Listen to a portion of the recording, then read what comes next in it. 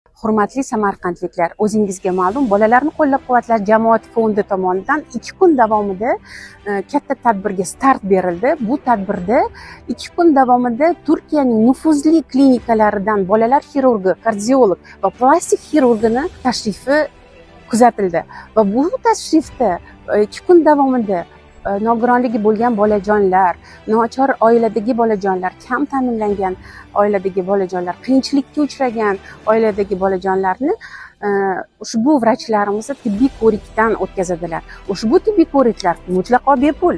Kunni yarmi bo'lishiga qaramay, 100 dan ortiq bemorlarni tibbiy ko'rikdan o'tkazishdi. 2 kun davomida bolajonlarimizni biz saralamoqdamiz va may oyining oxirida ushbu bolajonlarimizga O'zbekistonda, respublikamizning o'zida jarrohlik amaliyotlari o'tkaziladi.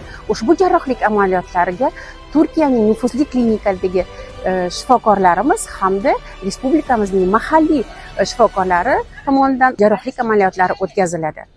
Barcha sarf-xarajatlar bolalarni qo'llab-quvvatlash jamoat fondi tomonidan qoplanadi. Bolalarni qo'llab-quvvatlash jamoat fondining shiori bitta: har bir bola bizning e'tiborimizda. Hech bir bola chekkada qolib ketmaydi. Barchangizni kutamiz.